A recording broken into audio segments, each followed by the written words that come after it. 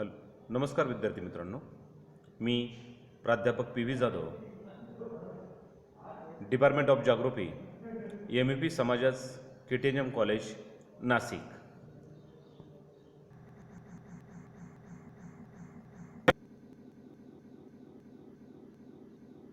तर तर तर तर तर तर आपण तर आपण तर आपण आज SYBA geography G2 subject environment geography, subject code GG 210, academic year 2020-21 या वर्षी आपल्या अभ्यासक्रमाची ओळख ही थोडक्यामध्ये आपण करून घेणार आहोत. तर तुम्हाला माहीतच आहे की तुम्ही आता SYला या ठिकाणी ॲडमिशन घेतलेलं आहे आणि तुम्ही त्यामध्ये अतिशय महत्त्वाचं म्हणजे जॉग्राफी विषय हा तुम्ही अभ्यासासाठी निवडलेला आहे. त्यामुळे मी तुमचं या वर्गामध्ये, या सेकंड इयरच्या वर्गामध्ये तुमचं स्वागत करतो आणि अभ्यासक्रमाची ओळख आपण या ठिकाणी करून घेणार आहोत. तर पर्यावरणीय भूगोल या विषयामध्ये आपण ओळख करून घेत असताना वेगवेगळ्या प्रकरणांच्या माध्यमातून हा विषय आपण समजून घेणार आहोत. त्यामध्ये पहिलं प्रकरण जे आहे ते म्हणजे इंट्रोडक्शन टू एन्व्हायरमेंटल जॉग्राफी, पर्यावरणीय भूगोलाची ओळख ही करून घेणार आहोत. त्यामध्ये ती ओळख करून घेताना सुरुवातीला आपल्याला त्याची व्याख्या समजून घेणं गरजेचं आहे. त्यानंतर त्याचं स्वरूप, त्याची व्याप्ती ही समजून घेतली पाहिजे. त्यानंतर पर्यावरणीय भूगोलाच्या वेगवेगळ्या ज्या अभ्यास पद्धती आहेत त्यांचा या ठिकाणी विचार हा करणं महत्त्वाचं आहे आणि त्यांचा विचार केला तरच वेगवेगळ्या अभ्यास पद्धतींचा अवलंब करून त्याचं पर्यावरणीय महत्त्व हे आपल्याला आणखीनच त्या ठिकाणी स्पष्ट होतं. त्यानंतर इम्पॉर्टन्स ऑफ एन्व्हायरमेंटल जॉग्राफी, पर्यावरणीय भूगोलाचं महत्त्व हे समजून घेणं अतिशय महत्त्वाचं आहे.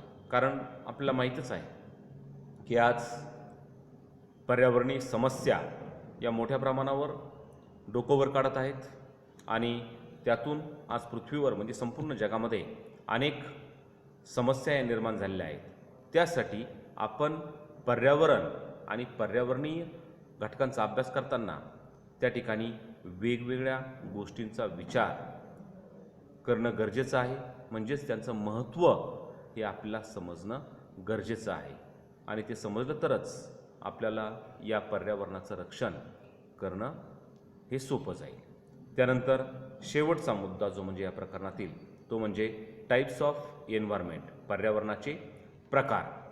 तर आता पर्यावरणाचे प्रकार जे आहेत ते अभ्यासताना आपल्याला या ठिकाणचं जल असेल, मृदा असेल किंवा हवामान असेल, हे सारखे जे घटक आहेत त्यांचा या ठिकाणी अभ्यास करणं महत्त्वाचं आहे. म्हणजे अशा प्रकारे या पहिल्या प्रकरणाचा विचार करताना या वेगवेगळ्या मुद्द्यांचा आधार घेऊन आपल्याला त्या ठिकाणी ते प्रकरण समजून घेणं हे गरजेचं आहे. त्यानंतर प्रकरण 2 इकोसिस्टीम, परिसंस्था.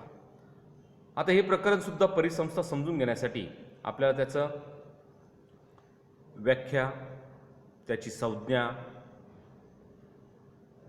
या समजून घेतल्या पाहिजेत.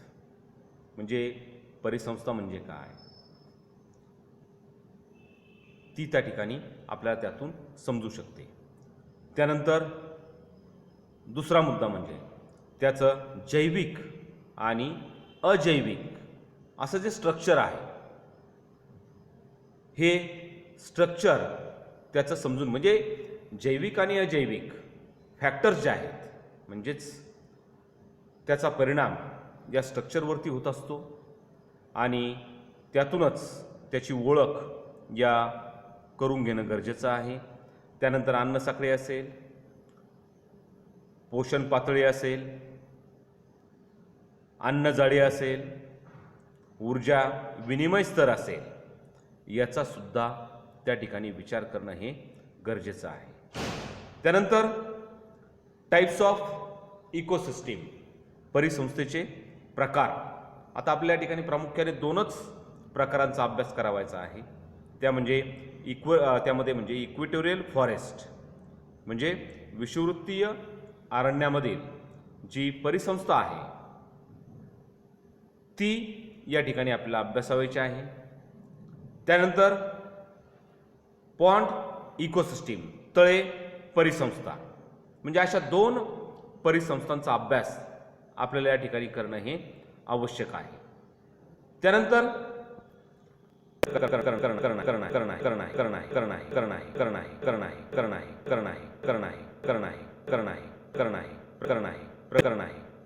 क्रमांक 3, बायोडायव्हर्सिटी अँड इट्स कॉन्झर्वेशन, जैव विविधतेचे संरक्षण. आता जैवविविधतेची म्हणजे यामध्ये पहिल्यांदा आपल्याला जैवविविधतेची जी संज्ञा आहे तिचा या ठिकाणी विचार करावा लागेल. त्यानंतर या दुसऱ्या मुद्द्यामध्ये इकॉनॉमिक पोटेन्शियल ऑफ बायोडायव्हर्सिटी म्हणजे आर्थिक सुप्त शक्ती या सुद्धा अभ्यासाव्या लागतील. त्यानंतर तिसरा मुद्दा म्हणजे लॉस ऑफ बायोडायव्हर्सिटी म्हणजे जैवसंपदेचा क्षय, आणि त्यातच हॉटस्पॉट्स इन इंडिया, भारतातील संवेदनशील क्षेत्र, याचा सुद्धा आपल्याला या ठिकाणी विचार करावा लागेल.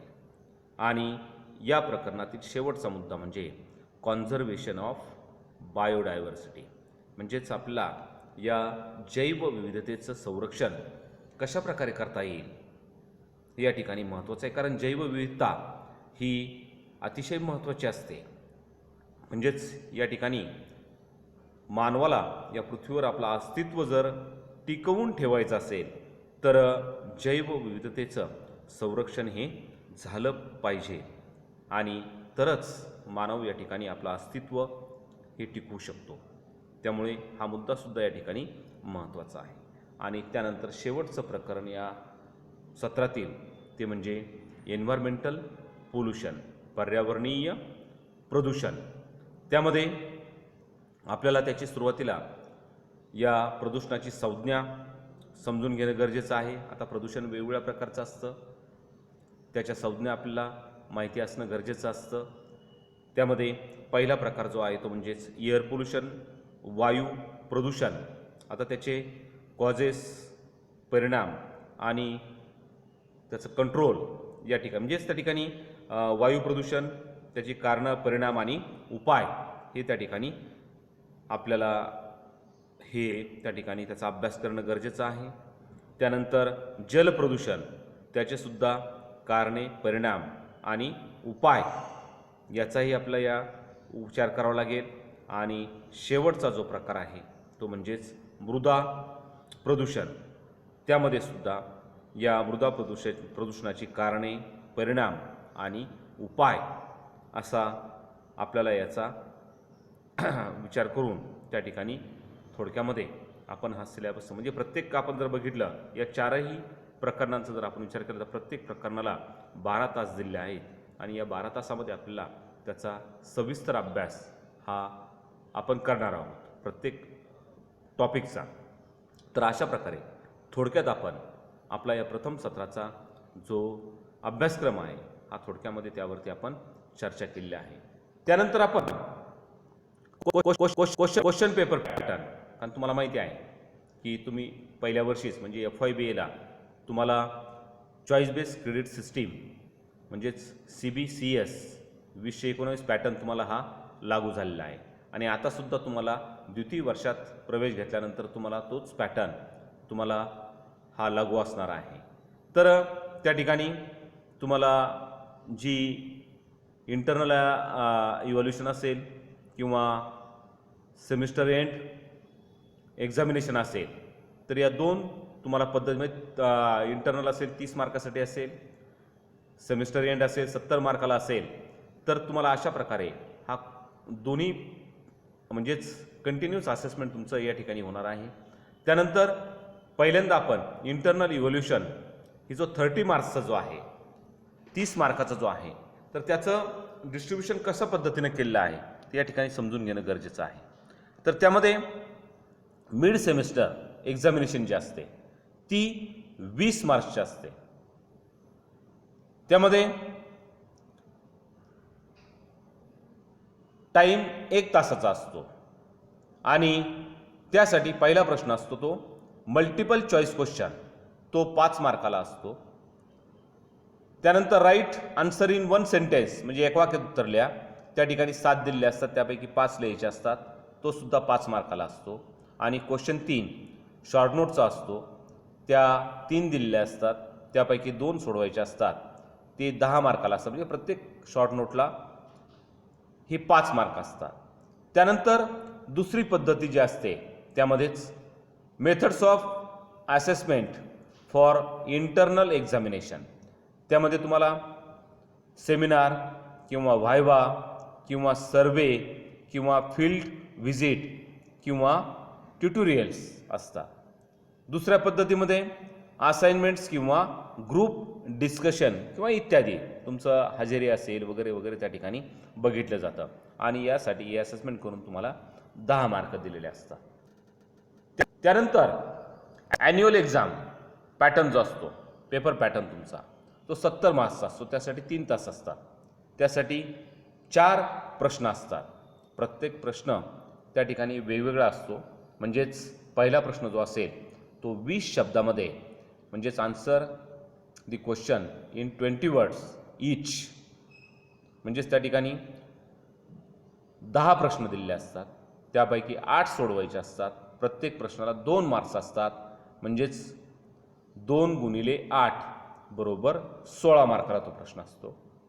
त्यानंतर question number 2 write short note in 50 words each, म्हणजेच तुम्हाला शॉर्ट नोट दिलेली असते, 50 शब्दात लिहायची असते, 3 शॉर्ट नोट दिलेले असतात, त्यापैकी 2 सोडवायचे असतात आणि प्रत्येकीला 8 मार्क असतात, म्हणजे 8 अधिक 8 बरोबर 16.